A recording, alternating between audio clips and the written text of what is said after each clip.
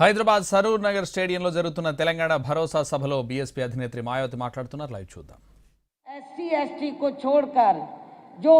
अन्य पिछड़े वर्ग के लोग हैं, जिनकी शैक्षणिक, सामाजिक और आर्थिक स्थिति लगभग एससी एसटी की तरह है, उनको भी शिक्षा, उनको भी जिंदगी के हर पहलू में आगे बढ़ने के लिए मौका मिलना चाहिए और सरकारी नौकरियों में खासकर आरक्षण की सुविधा मिलनी चाहिए। बाबा साहब डॉक्टर अंबेडकर जब पहले कानून मंत्री बने, आज़ाद भारत की जब पहली सरकार बनी उसमें कानून मंत्री बने,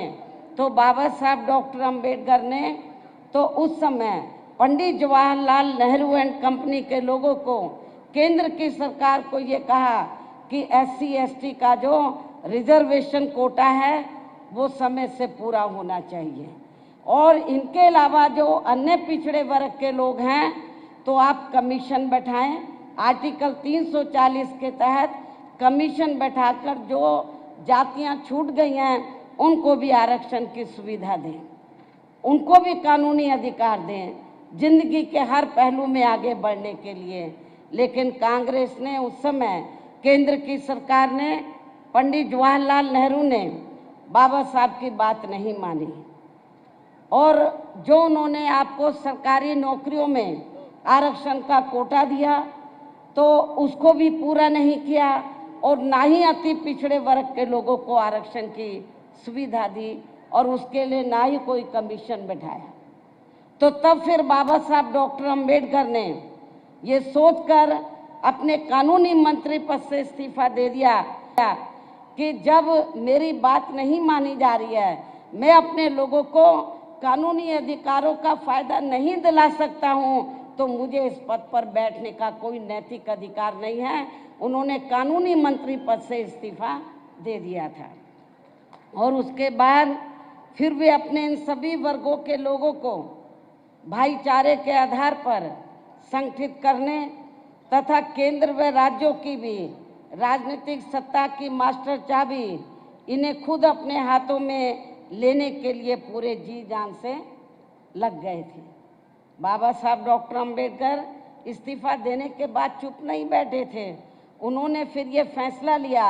कि इन लोगों को मैं भाईचारे के आधार पर संगठित करूंगा और इनको इस लायक बनाऊंगा कि ये केंद्र और राज्यों में राजनीतिक सत्ता की मास्टर चाबी खुद अपने हाथों में लें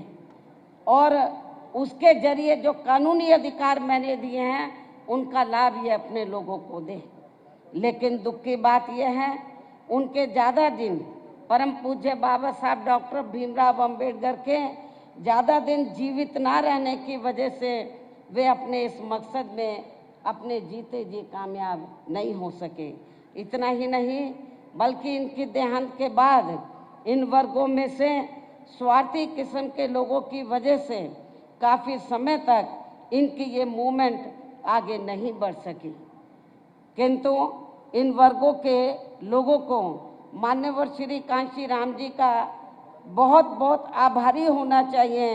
जिनके त्याग, तपस्या व अथक प्रयासों से फिर बाबा साहब डॉक्टर भीमराव अंबेडकर की ये मूवमेंट बामसेफ, DS4 व बीएसपी के राजनीतिक मंच के जरिए काफ़ी कुछ आगे बढ़ी है और उनके जीते जी व देहांत के बाद भी मैं खुद भी पूरे जी जान से उनके इस मिशन को आगे बढ़ाने में पूरे जी जान से लगी हुई हूँ, जिसके तहत ही आबादी के हिसाब से देश के सबसे बड़े प्रदेश उत्तर प्रदेश में सर्व समाज में से खासकर गरीबों, दलितों, आदिवासियों, पिछड़े वर्गों, मुस्लिम व अन्य धार्मिक अल्पसंख्यक समाज के लोगों को भाईचारे के आधार पर संगठित करके फिर वहाँ मेरे नेतृत्व में हमारी पार्टी को, जो आबादी के हिसाब से देश का सबसे बड़ा प्रदेश है, फिर वहाँ मेरे नेतृत्व में हमारी पार्टी को 4 बार अपनी सरकार बनाने का मौका मिला है और वहाँ हमारी पार्टी ने राजनीतिक सत्ता की मास्टर चाबी के जरिए इन वर्गों के इन वर्गों के लोगों को कानूनी अधिकारों का पूरा पूरा लाभ दिया है। उनके विकास व उत्थान के लिए अनेकों ठोस कदम उठाए गए। कानून व्यवस्था को सख्त करके उन्हें स्वाभिमान की जिंदगी बसर करने का भी मौका दिया गया है। खासकर यूपी में SC, ST व OBC वर्गों का सरकारी नौकरियों में विशेष अभियान चला के अधूरा पड़ा आरक्षण का कोटा पूरा किया गया।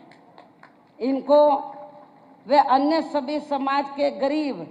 एवं बेरोजगार लोगों को भी दूसरी पार्टियों की सरकारों की तरह उन्हें बेरोजगारी भत्ता न देकर सीधे तौर पर रोटी